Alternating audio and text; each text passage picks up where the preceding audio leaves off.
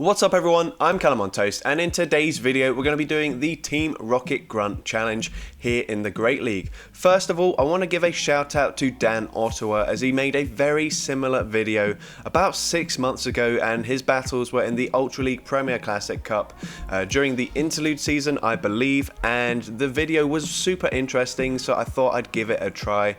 But I did make a few adjustments to the rules. But if you want to go check out his video, then I will leave a link in the description, and there should be a pop-up now, so you can click on that if you want to. But with that being said, let's get into the rules for this challenge. So first of all, you must use a real grunt lineup and stick to that order. So the very obvious choice for me was going to be the Shadow Snorlax Grunt, as it is the most difficult grunt to take on, and as well it has the widest variety of different Pokemon that can be used. So I'm going for the Shadow Snorlax in the lead. I've got Shadow Poliwrath as the second Pokemon and the Shadow Dragonite as the third Pokemon. On top of that, you must shield the first 2 charge moves in every single game. Even if you know your opponent is going to be baiting you with a really weak hitting charge move, you have to shield it because that's what the Team Rocket leaders would do. You're also not allowed to switch out of a matchup. Even if you've got a really good lead, your opponent switches into a counter, you just have to stay in and just deal with it. So unfortunately, that does make this challenge very difficult, but that is why it's a challenge. And finally, you have to commit to 1 charge move per Pokemon per battle. So if I'm leading with my Snorlax up against a neutral matchup like a Swampert for example, I'm going to go straight Body Slam, but if they then bring in a Registeel, I can't go for the Earthquake because I've already committed to using the Body Slam. So now that we've established all the rules, let's get into the question of the day. What creative and unique challenges would you like to see me do in the future this season? Let me know in the comment section below, and with that being said, let's get into the battles now. Alright, so going into the first battle here with the triple Shadow team doing the Team Rocket Grunt challenge, I lead into a Shadow Swampert, so you like to see that Shadow on Shadow action. I do have to shield both the first charge moves that are thrown, so I'm going to go for a Body Slam here after building up a little bit of extra energy, throwing just before they get to the next Hydro Cannon, but they overfarm, allowing me to get to a second Body Slam, and this gets a second shield from my opponent. Unfortunately, I know that they're at the back-to-back Hydro Cannons, but I do have to shield up because I have to shield those first 2 moves. They get to another Hydro Cannon, it barely doesn't take me out, but one more Mud Shot does. I come in with the Poliwrath here, and straight away I noticed that I brought in the wrong Poliwrath, so that is unfortunate here. And then I also lag a ton. I want to mention that I started this challenge whilst I was on the train on my way home from a friend's house, so I must have just got into an area where I had a really poor signal, and unfortunately I just lag out of that match, so kind of wrote off that first game there. So into the first proper battle here, we lead into an Altaria. I'm going to go for a Body Slam here, but actually I'm going to build up a ton of energy, faking the Outrage because Snorlax does have a ton of different charge moves that I could be using. For some reason my opponent went for the Dragon Pulse there. You should really want to run Sky Attack and Moonblast as they are better moves, but anyways, we get to a second Body Slam. My opponent lets it go through, and I'm able to get to another Body Slam before they throw a charge move, and we do just take out the Altaria here, so that is great. I'm going to see what my opponent comes in with. They come in with a Galarian Stunfisk, and unfortunately I still have to shield this move. And yeah, that's annoying. And as well, I have committed to Body Slam, so I'm just going to fake like I'm going for the Earthquake here, and I force my opponent to throw that energy, which is nice.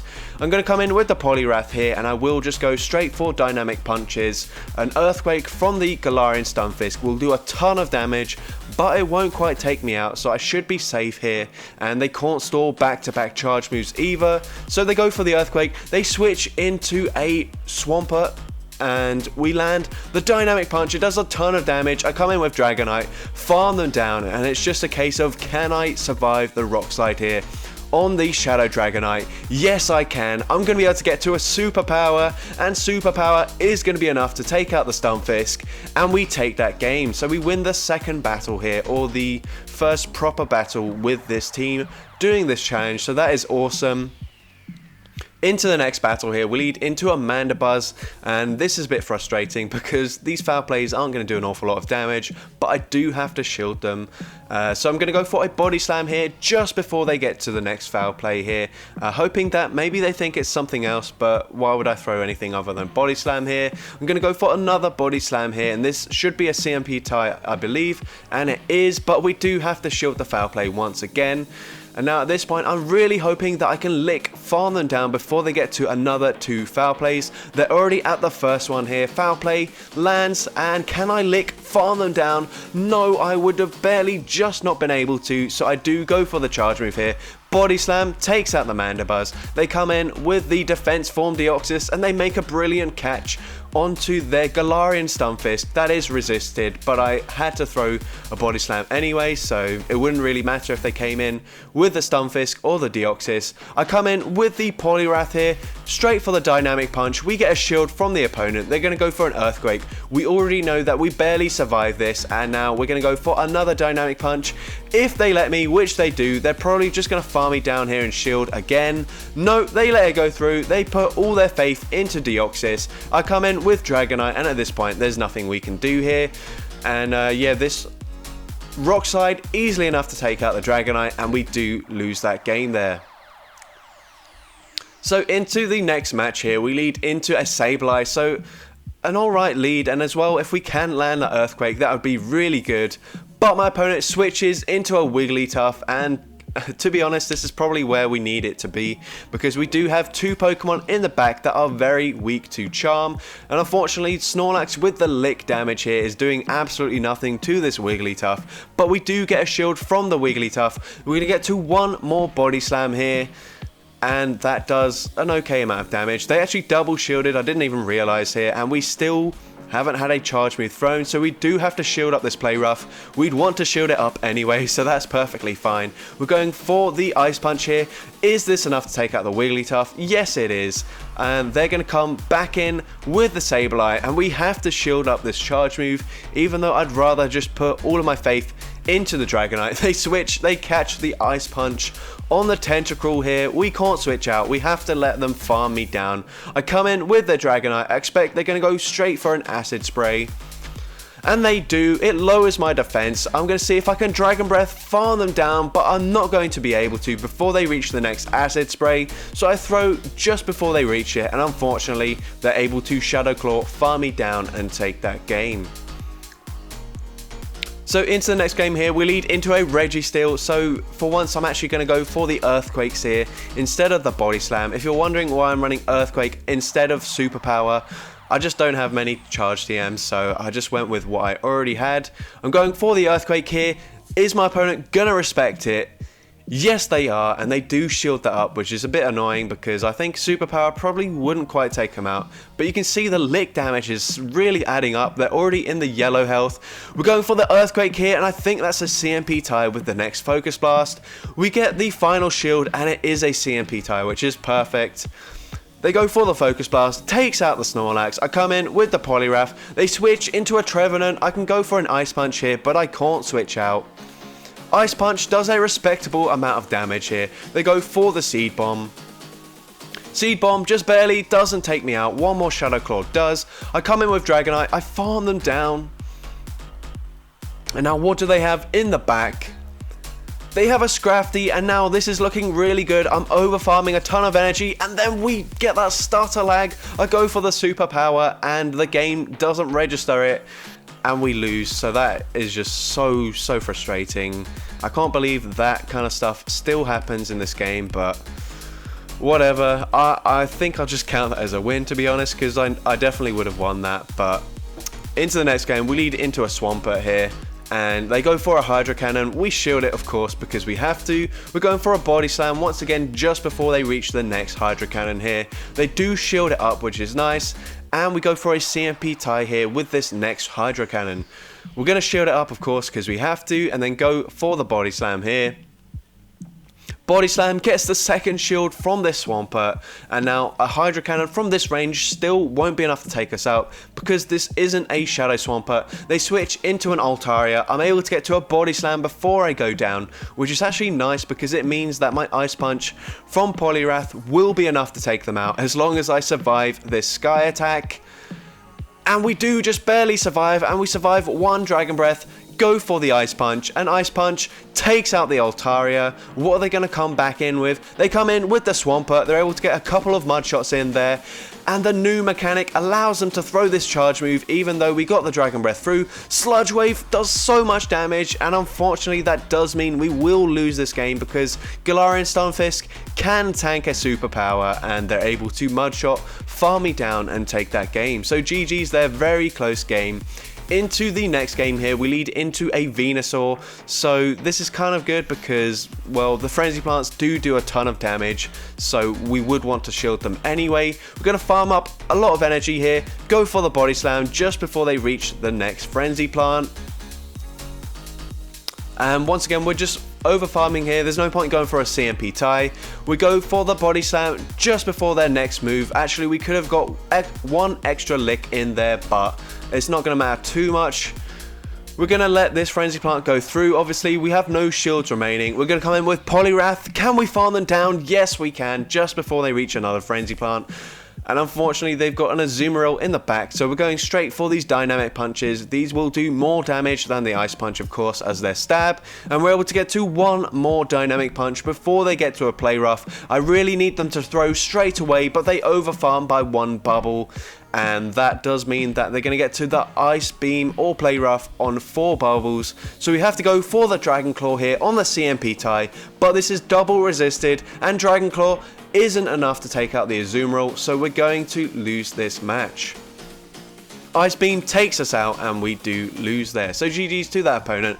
And into the final battle of this video, we lead into a Lantern. So this is a bit annoying because Lantern is pretty bulky. We don't really want to be shielding in this matchup, but we're gonna have to. They go for a Surf and we shield it up, so that feels bad. We're going straight for the Earthquake. Are they expecting an Earthquake? Yes, apparently they are, so unfortunately we do get that shielded. We have to shield once again, and they bait with a Surf again. Who even goes for Surf against Snorlax? Oh, that's really frustrating. They're going for a Thunderbolt this time round. We're going to commit to the Earthquake, and we're able to get there before they throw a move. And will they shield this up? No, and we're able to take out the Lantern there. They come in with a Nidoqueen. We're going to come in with the Poliwrath, overfarm, fake the Scald that we could potentially have, but they no shield it, and I'm not sure why that is, but that's fine. They're going to go for the Earth Power. Earth Power takes us out. I come in with Dragonite. I'm able to Dragon Breath, farther down, and they have a Shadow Swampert here, but they throw instantly, so this is just a Hydro Cannon. Can we survive? Yes, we can. We're going to tank these Mud Shots. I'm at the back-to-back Dragon Claws, and they've just reached the second Hydro Cannon, but we do win CMP here, and we're going to be able to take out the Shadow Swampert and take that game. So GG's to that opponent there. So that's going to be it for today's video. I included some of the highlights from the 2.5 sets I did whilst doing this challenge. I did actually manage to win one more battle, but unfortunately I forgot to shield the first charge move, so I couldn't include it for this video. But otherwise I did end up winning 2 of them, and I definitely should have won a third if not for the stupid starter lag that cost so many battles for me. Let me know in the comment section if that starter lag also prevents you from winning a ton of games. Chances are it probably also helps me win a few games. I just don't notice it on my opponent's end because I don't know whether they're reaching a charge move or not, but it is still super frustrating.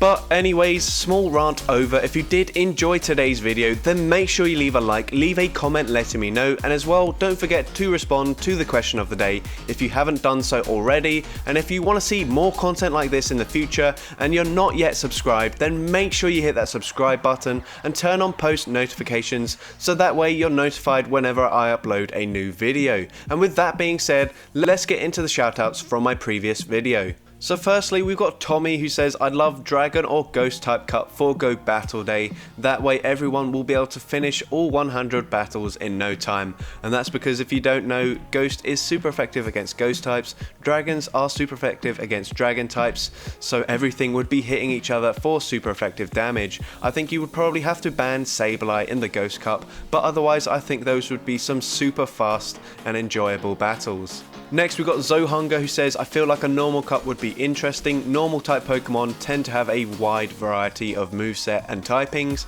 and they also think Girafarig might be S tier, so they'd love to see it. I think if you did a normal cup, then you'd probably have to ban a few Pokemon. I think Vigoroth would be extremely powerful, maybe Obstagoon as well, maybe other counter users and potentially double kick users as well, but otherwise I think it would be a pretty balanced meta and it would be very interesting to see. And finally we've got Smeargle, who by the way is also known as Windows 7 Aero, the 2-time Battle of Spice champion, who says a Smeargle cup, no fighting moves allowed. Now this wasn't really what I asked, but I think it would be very interesting, similar to the Bidoof Cup we had a few seasons ago. I think if they did implement a Smeargle Cup, then we probably wouldn't have a 500 CP limit. It would probably have to be lowered because otherwise everyone would have to XL their Smeargles, and I just don't think that's a good idea. So potentially with a 300 CP limit or 250 CP, that would be a very interesting and fun cup, and definitely banning the fighting moves makes a lot of sense. So with that being said, thank you all so much for watching today's video, and I hope you have a great rest of your day.